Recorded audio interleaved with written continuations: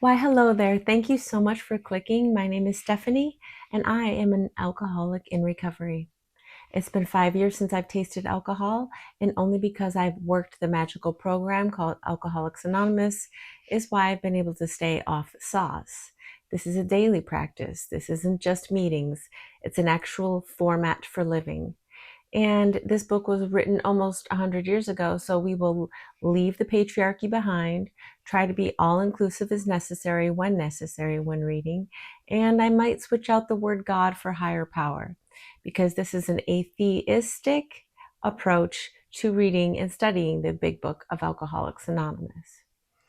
Now, in my past episodes, I have not actually gone through the traditional meeting format that a lot of AA meetings will have, because this is like a dip your toe into what AA is about type of channel.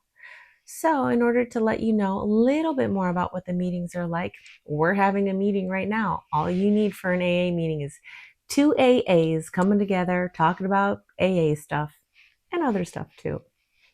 But with that said, a lot of my AA meetings that I attend or run began with reading chapter 5, How It Works. Now, we've gone through this chapter already in our big book study, but every single meeting, some meetings do read this every single meeting in the beginning. And a reason for that is to just drive home and also get to the meat and potatoes in case there's newcomers. You always have to assume there are newcomers in the room. People don't know anything about AA and are intimidated and scared and confused. So this video and all videos are for the newcomer. And if you are not the newcomer, welcome. Help the newcomer. And if you are a newcomer, oh my God, welcome. You're a miracle. Thank you, and please keep coming back. So we'll start this episode today with a reading of chapter 5, How It Works, and then we'll get right back into our big book study of where we left. Chapter 5, How It Works. Rarely have we seen a person fail who has thoroughly followed our path. Those who do not recover are people who cannot or will not completely give themselves to the simple program. Usually, people who are constitutionally incapable of being honest with themselves. There are such unfortunates. They are not at fault. They seem to have been born that way. They are naturally incapable of grasping and developing a manner of living which demands rigorous honesty. Their chances are less than average. There are those, too, who suffer from grave emotional and mental disorders, but many of them do recover if they have the capacity to be honest. Our stories disclose in a general way what we used to be like, what happened, and what we are like now. If you have decided that you want what we have and are willing to go to any length to get it, then you are ready to take certain steps. At some of these we balked. We thought we could find an easier, softer way, but we could not. With all the earnestness at our command, we beg of you to be fearless and thorough from the very start. Some of us have tried to hold on to our old ideas, and the result was nil until we let go absolutely. Remember that we deal with alcohol. It's cunning, it's baffling, powerful, and without help it is too much for us. But there is one who has all power. That is your higher power. May you find your higher power now. Half measures availed us nothing. We stood at the turning point. We asked the protection and care with complete abandon. Here are the steps we took, which are suggested as a program of recovery. Number 1, we admitted we were powerless over alcohol and that our lives had become unmanageable. Number 2, came to believe that a power greater than ourselves could restore us to sanity. Number 3, made a decision to turn our will and our lives over to the care of a higher power as we understood that higher power. Number 4, made a searching and fearless moral inventory of ourselves. Number 5, admitted to God, to ourselves, and to another human being the exact nature of our wrongs. Number 6, we're entirely ready to have our higher power remove all these defects of character. Number 7, humbly ask them to remove our shortcomings. Number 8, made a list of all persons we had harmed and then became willing to make amends to them all. Number 9, made direct amends to such people whenever possible, except when to do so would injure them or others. Continued to take personal inventory, and when we were wrong, promptly admitted it. Was number 10. Number 11. Sought through prayer and meditation to improve our conscious contact with our higher power as we understood them, praying only for knowledge of their will for us and the power to carry that out. Number 12, having had a spiritual awakening as the result of these steps, we tried to carry this message to alcoholics and to the practice these principles in all our affairs. Many of us exclaimed, "What an order! I can't go through with it." Do not be discouraged. No one among us has been able to maintain anything like perfect adherence to these principles. We are not saints. The point is that we are willing to grow along spiritual lines. The principles we have set down are guides to progress. We claim spiritual progress rather than spiritual perfection. Our description of the alcoholic, the chapter to the agnostic, and our personal adventures before and after make clear three pertinent ideas. A, that we were alcoholic and we could not manage our own lives. B, that probably no human power could have relieved our alcoholism. And C, that your higher power could and would if your higher power were sought. And that ends on the page, middle of number 60. And we will begin most of our episodes now with that reading, which goes over the beginnings of how it works and then the 12 steps. And now with that, now that that's sunk in, we'll move into our big book study where we left off last time. Top of page 82, the chapter is Into Action. Perhaps there are some cases where the utmost frankness is demanded. No outsider can appraise such an intimate situation. It may be that both will decide that the way of good sense and loving kindness is to let bygones be bygones. Each might pray about it, having the other one's happiness uppermost in mind. Keep it always in sight that we are dealing with that most terrible human emotion, jealousy. Good generalship may decide that the problem be attacked on the flank rather than risk a face-to-face combat. If we have no such complication, there is plenty we can do at home. Sometimes we hear an alcoholic say that the only thing they need to do is keep sober. Certainly they must keep sober, for there will be no home if they don't. But yet they are a long way from making good to the wife or partner for whom years they have shockingly treated. Passing all understanding is the patient's mothers and wives have had with alcoholics. Had this not been so, many of us would have no homes today, would perhaps be dead. The alcoholic is like a tornado roaring their way through the lives of others. Hearts are broken, sweet relationships are dead, affections have been uprooted, selfish and inconsiderate habits have kept the home in turmoil. We feel a person is unthinking when they say that sobriety is enough. It's like the farmer who came out of the cyclone cellar to find his home ruined. To his wife he remarked, "Don't see anything the matter here, Ma. Ain't it grand the wind stopped blowing?" Yes, there is a long period of reconstruction ahead. We must take the lead. A remorseful mumbling that we are sorry won't fill the bill at all.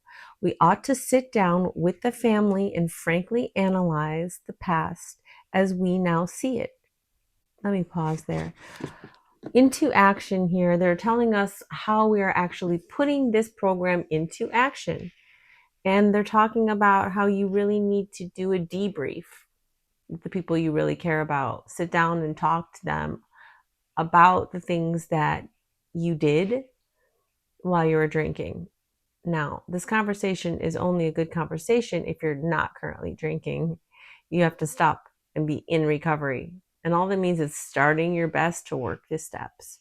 So they're telling you it is best to take time with your family and friends, sit down and go over things in a loving, kind, cool manner to explain where you are coming from and how you're apologizing for that. This is not necessary for everyone. This is just if the choice is made for you to do that. With some people, And it can be done, and it is appropriate in many situations, and it's best done as almost like a debrief with compassion. Yet there's a long period of reconstruction ahead. We must take the lead. A remorseful mumbling that we are sorry won't fill the bill at all. We ought to sit down with the family and frankly analyze the past as we now see it, being very careful not to criticize them. Their defects may be glaring, but the chances are that our own actions are partly responsible. So we clean house with the family, asking each morning in meditation that our Creator show us the way of patience, tolerance, kindness, and love. The spiritual life is not a theory. We have to live it. Unless one's family expresses a desire to live upon spiritual principles, we think we ought not to urge them. We should not talk incessantly to them about spiritual matters. They will change in time. Our behavior will convince them more than our words. We must remember that 10 or 20 years of drunkenness would make a skeptic out of anyone. There may be some wrongs we can never fully right. We don't worry about them if we can honestly say so to ourselves that we would right them if we could. Some people cannot be seen. We send them an honest letter, and there may be a valid reason for postponement in some cases, but we don't delay if it can be avoided. We should be sensible, tactful, considerate, and humble without being servile or scraping. As higher powers people, we stand on our feet. We don't crawl before anyone. And these are now the promises that the program offers. If we are painstaking about the phase of our development, we will be amazed before we are halfway through. We are going to know a new freedom and a new happiness. We will not regret the past, nor wish to shut the door on it. We will comprehend serenity, and we will know peace. No matter how far down the scale we have gone, we will see how our experience can benefit others. That feeling of uselessness and self-pity will disappear. We will lose interest in selfish things and gain interest in our fellows. Self-seeking will slip away. Our whole attitude and outlook upon life will change. Fear of people and of economic security will leave us. We will intuitively know how to handle situations which used to baffle us. We will suddenly realize that God is doing for us what we could not do for ourselves. I will pause there. At most meetings, we read the promises. And I have to say that in my recovery, the promises have come true. The things that used to baffle me, I know how to handle. Fear of financial insecurity is gone. That feeling of uselessness and self-pity was the best thing that I got rid of, and it started quickly. The self-pity helped perpetuate the drinking, and as soon as I stopped drinking, like I could get one day of alcohol free, and I already stopped pitying myself a little more. And every day that I had gotten behind me was like another stepping stone that I had built towards the confidence I knew I could create back in myself. Because when we're drinking, we're subconsciously or even consciously tearing ourselves down on the inside. We're hurting ourselves. We say, F it, I'm going to just take a drink. Because we know it's throwing caution to the wind. Because we know we don't know what's going to happen when we drink. Maybe everything's going to be okay, but maybe I'll get into more trouble. And that is the self-harm thought process. And if you're a drinker, then you're a person who does self-harm because the science is there. You know that there's no benefit to drinking. It's only for personal usage to not feel. And that is not a judgment. It's just an observation. Because as we observe, label, and understand things, it better allows us to change them. I hope you didn't drink today, but if you did, that's okay. You're still alive. I'm glad you're here, killing time and saving our lives together at this impromptu AA meeting online. This is better than drinking. That's not just the name of this channel. This actual action is better than drinking. You sitting here watching me, looking at my background, watching my face, trying to figure out why my mouth moves asymmetrically. These are tiny, little, mindful choices that are habitual things we're incorporating back into our lives where alcohol took over.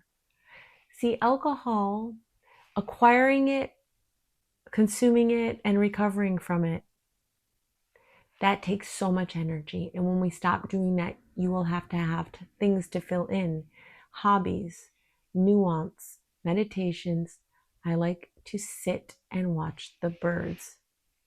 These are the things that help keep me now grounded and centered and living a life worth staying sober for.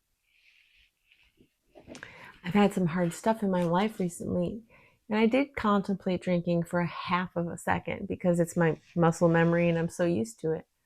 But I definitely did not drink because I've already built this castle, this legacy of truth, honesty, and self-fulfilled will. You know, the big book likes to say that self-will is not enough. It's not alone enough. But I think that there's some semantics to be explored there because your self-will can come from places. You can be inspired. The willpower you have inside of you doesn't come from nowhere. It's cultivated from the things you love in life. So our willpower to live comes from the love of waking up in the morning, the love of good food, right? If we didn't have loves, there would be no willpower. There would be no motivation for any of this.